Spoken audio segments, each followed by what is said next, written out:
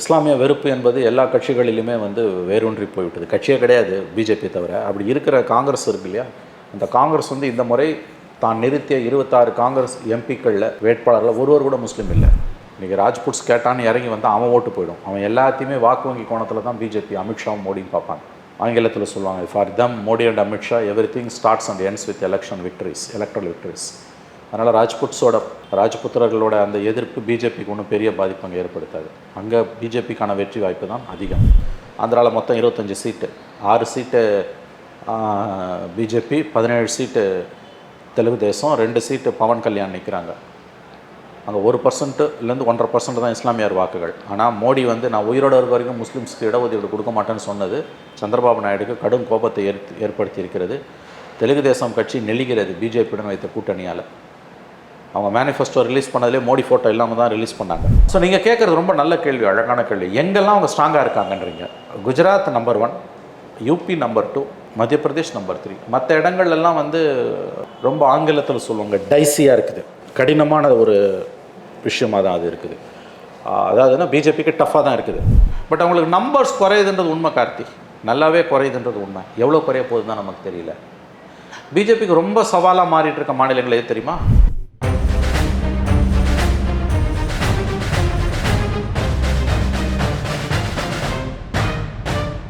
ரெட்ரோலுக்ஸ் நெஞ்சங்களுக்கு வணக்கம். நான் உங்கள் கார்த்திக். இன்றைய பொலிட்டிக்கல் பல்ஸ் நிகழ்ச்சியில் நம்முடைய இணைந்திருப்பவர் மூத்த பத்திரிகையாளர் திரு மணி அவர்கள். வணக்கம் சார். சார் வணக்கம் சார். 2 கட்ட தேர்தல் முடிஞ்சு 3ஆம் கட்ட தேர்தல் நடைபெற்று கொண்டிருக்கிறது. காலையிலேயே வாக்குப்பதிவு அப்படின்றது கொஞ்சம் ஜரூராக தான் போயிட்டுருக்கு. அதுக்கு நிறைய காரணங்கள் இருக்குது. வெயில் ஒரு பக்கம் அப்படிங்கும்போது 3ஆம் கட்ட தேர்தல் எப்படி போயிட்டுருக்கு, என்ன மாதிரியான விஷயங்கள் நடக்கும் அப்படின்னு எதிர்பார்க்க. 2 கட்ட தேர்தல்கள் பாஜகவுக்கு கொஞ்சம் அகைன்ஸ்டாக தான் இருந்திருக்குன்ற பொதுவான கருத்துக்கள் நம்ம பார்த்துக்கிட்டு இருக்கோம். இந்த 3ஆவது கட்ட தேர்தல் இது 4ஆம் தேதி தான் தெரியும். ஜூன் 4ஆம் தேதி தான் தெரியும். 3ஆம் கட்டம், 4ஆம் கட்டம், 5ஆம் கட்டம், 6ஆம் கட்டம், 7ஆம் கட்டம். ஒவ்வொரு கட்டம் முடிஞ்சோடனே நான் ஜெயிப்பேன்னு எதிர்கட்சிகள் சொல்கிறதையும், நான் ஜெயிச்சிட்டேன் ஆல்ரெடின்னு பிஜேபி சொல்கிறதும் சகஜமாக நடந்துகிட்டு இருக்குது கடந்த 2 வாரமாக. இன்னும் 4 வாரத்துக்கு அது நடக்கும். சரியா இன்னிலேருந்து 4 வாரத்தில் தான் ரிசல்ட். ஆமாம், இன்றைக்கி 3ஆவது கட்டம் முடியுது. அடுத்த 4 கட்டங்கள் இருக்குது. இன்றைக்கி தான் குஜராத்லாம் ஃபுல் ஃப்ளெஜ்டாக எலெக்ஷன் போகுது. 26 தொகுதியில் ஒரு தொகுதியில் ஏற்கனவே ஜெயிச்சிட்டாங்க சூரத்தில். 25 தொகுதிக்கு தேர்தல் நடக்குது. குஜராத்தில் பாஸ்ட் 2 எலெக்ஷன்ஸ் 2014, 19 ரெண்டுமே 26-0 தான்.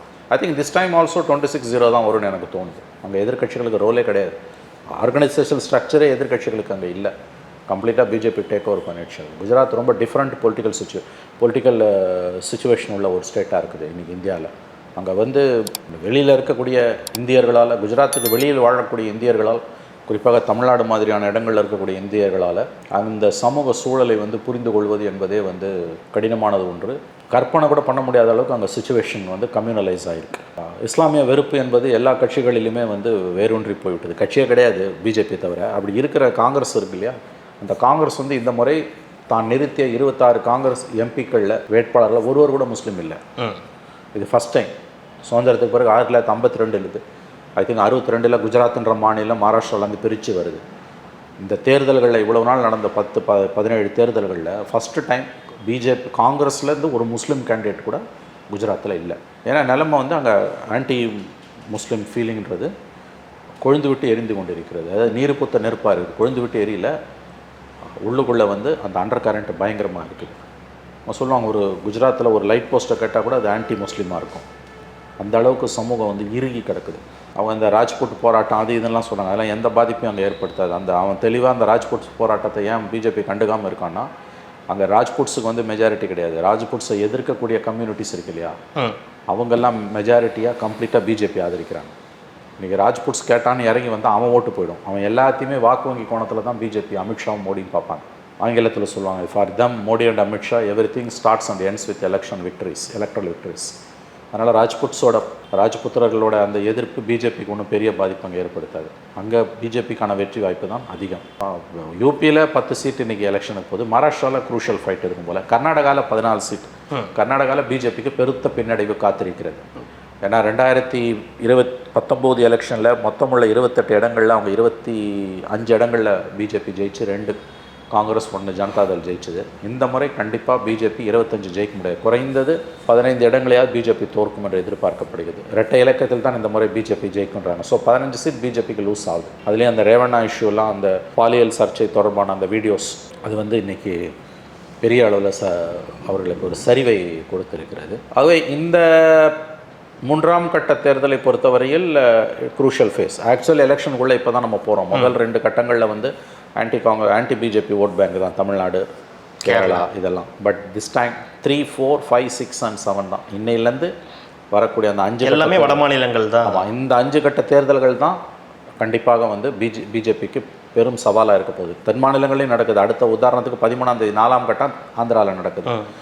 ஆந்திராவில் மொத்தம் 25 சீட்டு, 6 சீட்டு பிஜேபி, 17 சீட்டு தெலுங்கு தேசம், 2 சீட்டு பவன் கல்யாண் நிற்கிறாங்க. அங்கே 1%லேருந்து 1.5% தான் இஸ்லாமியர் வாக்குகள். ஆனால் மோடி வந்து நான் உயிரோடு இருக்க வரைக்கும் முஸ்லீம்ஸ்க்கு இடஒதுக்கீடு கொடுக்க மாட்டேன்னு சொன்னது சந்திரபாபு நாயுடுக்கு கடும் கோபத்தை ஏற்படுத்தி இருக்கிறது. தெலுங்கு தேசம் கட்சி நெளிகிறது பிஜேபியுடன் வைத்த கூட்டணியால். அவங்க மேனிஃபெஸ்டோ ரிலீஸ் பண்ணதிலே மோடி ஃபோட்டோ இல்லாமல் தான் ரிலீஸ் பண்ணாங்க அவங்களோட தேர்தல் அறிக்கையை. தெலுங்கு தேசம் சந்திரபாபு நாயுடு கட்சி அதனால் அந்த நிகழ்ச்சியில் அவங்க பிஜேபி ஆந்திரா தலைவர் கலந்து கொள்ளவே இல்லை. ஸோ சவுத்தில் பிஜேபிக்கு பெருத்த பின்னடைவு இருக்குது. சவுத்தில் வந்து அவங்க எல்லாம் சேர்த்து இப்போ Tamil Nadu, Kerala BJP wash out, Telangana wash out, ஆந்திராவும் கர்நாடகாவும் தான். இது 2 சேர்த்து அவங்களுக்கு 10 சீட்டு தான் வரும்னு ரேவந்த் ரெட்டி சொன்னார், தெலுங்கானா முதலமைச்சர். அது உண்மை, அப்படி தான் பார்க்கணும் நம்ம இதை. ஸோ எப்படி பார்த்தாலும் ஒரு விஷயம் தெளிவாக தெரியுது. அதாவது கடந்த முறை வெற்றி பெற்ற எல்லா மாநிலங்களிலும் பிஜேபி இந்த முறை கடந்த முறை பெற்றதை விட குறைவாக தான் பெறப்போகுது. எங்கேயுமே பிஜேபிக்கு அதிகமாக வாக்குகள் வரப்போகுது கிடையாது, சீட்டு வரப்போகிறது கிடையாது, குறைய போகுது. எவ்வளோ குறைய போகிறதுன்றது கேள்வி. லாஸ்ட் டைம் அவங்க 303 வாங்கினாங்க, இந்த தடவை 303 கண்டிப்பாக கிடையாது. மோடி 1.0282 அதுவும் கிடையாது இந்த தடவை. 272 சிம்பிள் மெஜாரிட்டிக்கு. பட் எல்லா மாநிலங்களிலும் அவங்க வாங்கினதில் ஒரு மாநிலத்துக்கு ஒரு 12 மாநிலங்களில் குறைந்தது 5லேருந்து 6 சீட்டு குறைஞ்சதுனா கூட 70 சீட் அடி வாங்க அவங்களுக்கு. அவங்க 272 தனியாக பிஜேபி வருவது என்பது கடினம் என்றுதான் நமக்கு இப்பொழுதுக்கு இருக்கக்கூடிய தோற்றமாக இருக்கிறது. But still BJP will be the single largest party, அதில் எந்த மாற்று கருத்தும் வேணாம். பட் அவங்களுக்கான சிம்பிள் மெஜாரிட்டி, தனி மெஜாரிட்டி 272 மேஜிக் மார்க் வருமானா ஐ திங்க் இந்த முறை அதற்கு வாய்ப்புகள் குறைவுன்னு தான் நான் நம்புகிறேன்.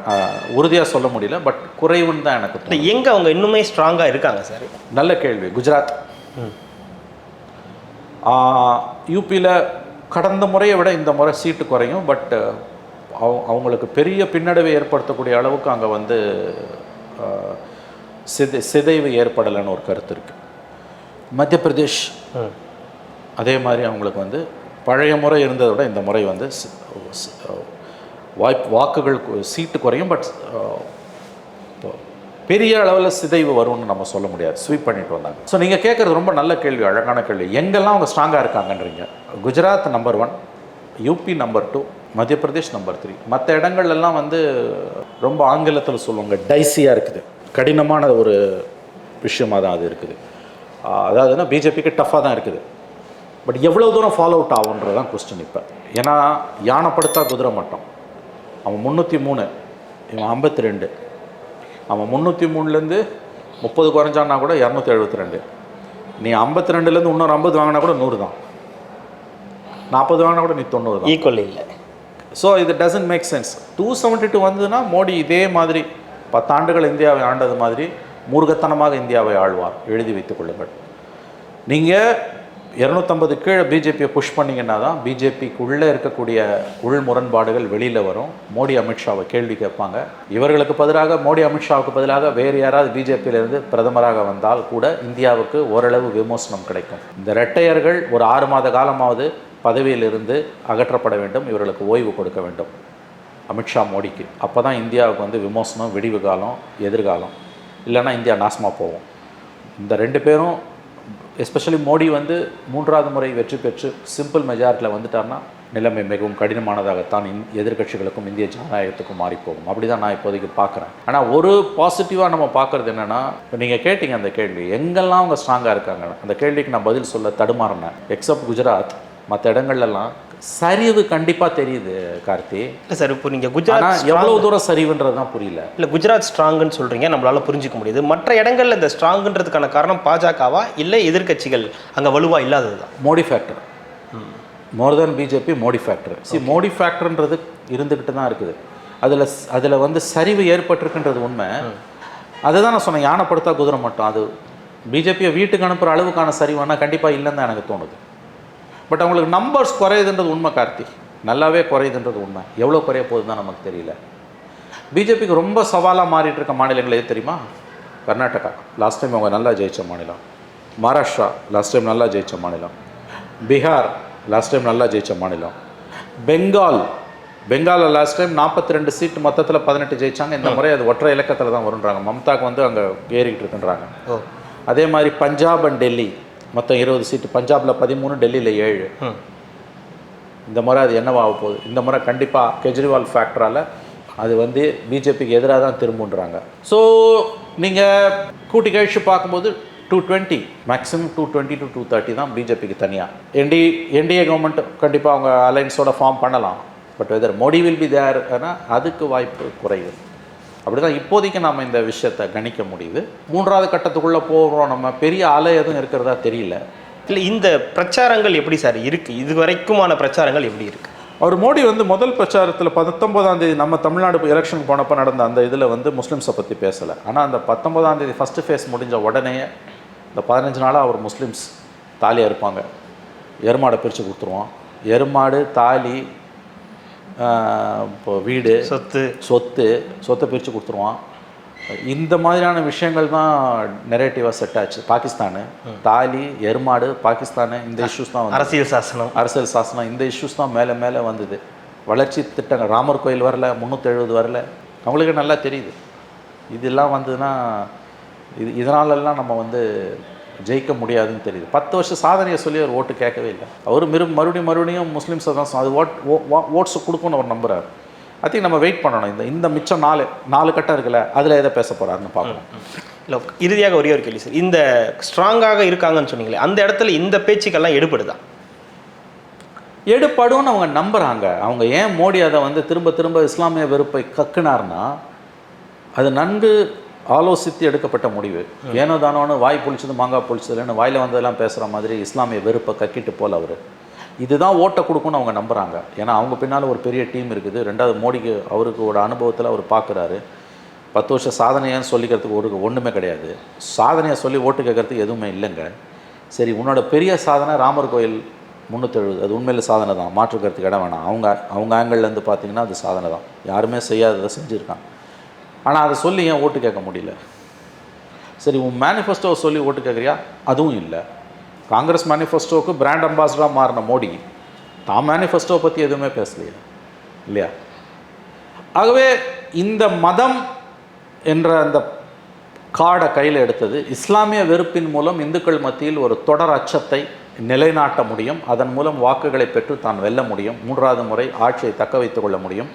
தன்னுடைய 10 ஆண்டு கால சாதனைகளை சொல்லி தான் ஓட்டு கேட்பதை விட முஸ்லிம் வெறுப்பை மக்கள் மத்தியில் மேலும் மேலும் விதைப்பதிலும் மேலும் அதை ஆழ்மனதிலிருந்து கிளறி விடுவதன் மூலமும் தொடர்ந்து மக்களை, பெரும்பான்மை இந்துக்களை இஸ்லாமிய வெறுப்பு என்கின்ற அந்த அச்சத்தில், இஸ்லாமிய வெறுப்பில் உழல வைப்பதும், இஸ்லாமியர்களுக்கு எதிராக ஒரு அச்சத்தை தொடர்ந்து இந்துக்கள் மத்தியில் விதைப்பதன் மூலமும் தன்னால் இந்துக்களின் வாக்குகளை அறுவடை பண்ண முடியும் என்று மோடி நம்புகிறார்.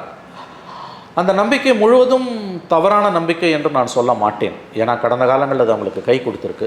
இந்த முறை கடந்த காலங்களில் கொடுத்த அளவுக்கு அது பலன் அளிக்காமல் போகலாம். பட் அது ஓரளவாவது பலன் அளிக்கும் என்று தான் நான் நம்புகிறேன்.